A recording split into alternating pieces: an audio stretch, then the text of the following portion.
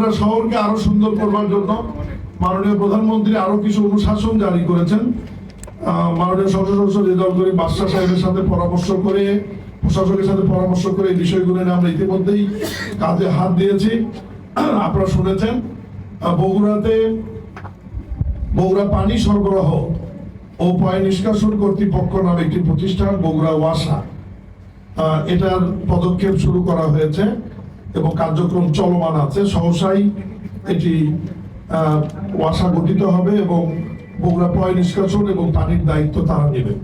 এর বাইরে বগুড়া উন্নয়ন কর্তৃপক্ষ যেটি, এটি পিডিএ ইংরেজিতে হবে, বাংলাতে বউক হতে পারে, তবে ইংরেজিতেই বেশি এটি প্রচলিত হবে। বগুড়া উন্নয়ন কর্তৃপক্ষ বগুড়া সিটি কর্পোরেশন এরিয়ার মধ্যে বা বাইরে অত্যাধুনিক স্থাপনা, হাউজিং সোসাইটি, বিভিন্ন বিষয়গুলো, নতুন নতুন শহর নির্মাণের ব্যাপারে তারা ভূমিকা রাখবে।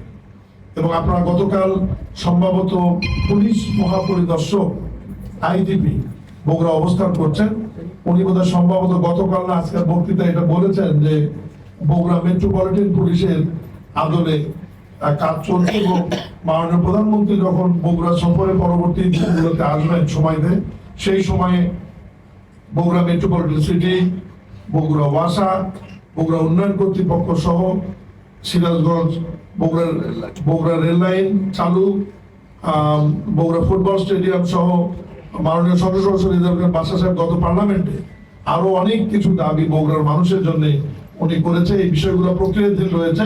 আমার মনে হয় যে আপনারা দোয়া করেন যে খুব তাড়াতাড়ি যেন প্রধানমন্ত্রী বগুড়া আরেকটা সফরে আসেন।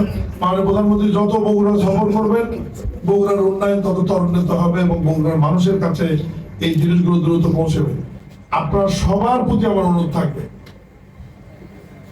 বগুড়া সিটি কর্পোরেশন একটি নতুন সিটি কর্পোরেশন, যেটি কয়েকদিন আগেও পৌরসভা ছিল, এটা বগুড়ার মানুষের দাবি ছিল, যেটি বগুড়ার কৃতি সন্তান মাননীয় প্রধানমন্ত্রী এটি বাস্তবায়ন করে দিয়েছেন, প্রশাসক নিয়ে দিয়েছেন। আপনারা সবাই, আমরা সবাই মিলে মাননীয় প্রশাসককে এবং এই সিটি কর্পোরেশনের উত্তরোত্তর সাফল্যের জন্য আমরা সহায়তা করার অনুরোধ রেখে